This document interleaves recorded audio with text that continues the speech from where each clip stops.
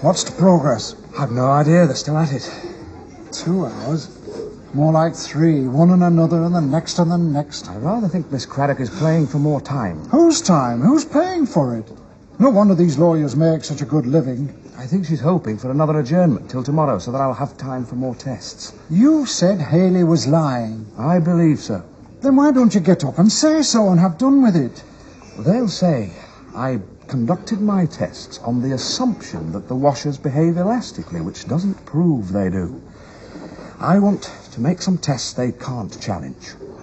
Look, Doctor, I'm not a technical man, but what's this yield point they're on about? If I could draw it for you. Good heavens. Someone's drawn it already. Here you are. Haley claims he's reduced the yield point of the steel below this critical point here by annealing it. We have to show it's still above that point, but it could be close. Close? You mean that even if you do more tests, it might turn out that Haley is right? I suppose it's possible. There must be some doubt until the tests are done, otherwise there'd be no need for them. But you can't say he's right. You're my witness. I'm qualified, I hope, to be an expert witness. If I conduct a test, I am bound to state the result, whatever the consequences. You surely don't expect me to falsify a scientific observation? Miss Craddock. Well, we've done it. Adjourn till tomorrow morning, 10 o'clock. Should just manage to catch the 5:30. I'll see you tomorrow. I think we can rely on Dr. Daniels. Don't be too sure of that.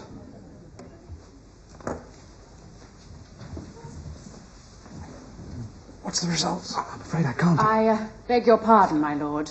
Dr. Daniels was delayed. Oh, very well. Please continue. In view of the fresh evidence submitted by Mr. Haley, I should like to recall Dr. Daniels. You're quite sure? I said so, didn't I?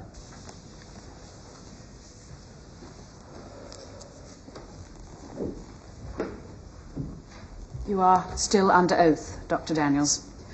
You heard Mr. Haley claim yesterday that the steel from which the new washers are made is annealed to enable it to show plastic behavior instead of elastic. Would you agree? I suppose it's possible. That is, I can't prove there's been no attempt at annealing. But if there was any such process, it was singularly ineffective. All my observations from the start of my inquiry have indicated that the washers behaved elastically, not plastically. I have recently confirmed they have a hardness of 350 Vickers, which suggests to me they have been highly cold-worked or heat-treated. Both those treatments give the material an improved yield stress, making it more resistant to plastic deformation, not less. Are you satisfied, Dr. Daniels, that however these washers are produced, the constant stress resulting from their elastic behavior is sufficient to cause the defects in my client's products? Most certainly. Thank you. Dr. Daniels, when did you measure the hardness of the steel? Last night. And when was your appliance last tested for accuracy? Possibly, well, yes, it will be about 2 years ago. 2 years ago.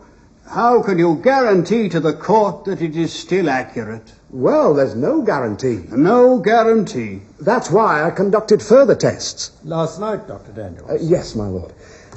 Here are 3 standard photographs which show the microstructure of steel. The first, number 1, shows the structure of such a steel after it has been heat-treated. The second, after being cold-worked. And the third shows it after annealing. Here is a photograph of a section taken from the steel washers supplied by Williams Washers Limited. If you compare it with the others, I think you will agree that it is very similar to the second photograph, suggesting that the steel has been cold-worked and not annealed. No doubt to an expert like yourself, Dr. Daniels, these pictures would be crystal clear, but for my own part, I would be reluctant to determine the case on this evidence alone. Perhaps you have further evidence to offer us, Doctor? Yes, I have. You have? I conducted a third test to determine directly how the metal behaves.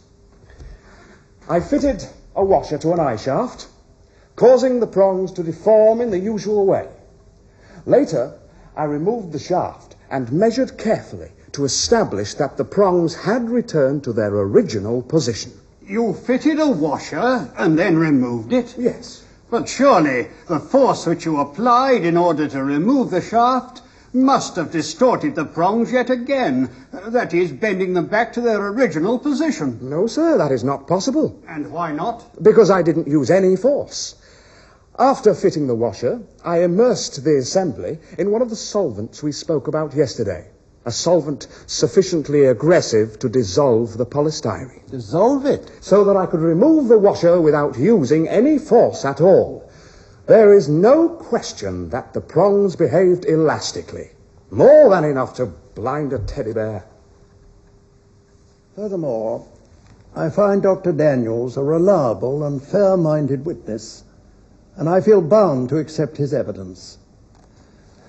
I find for the plaintiffs in this case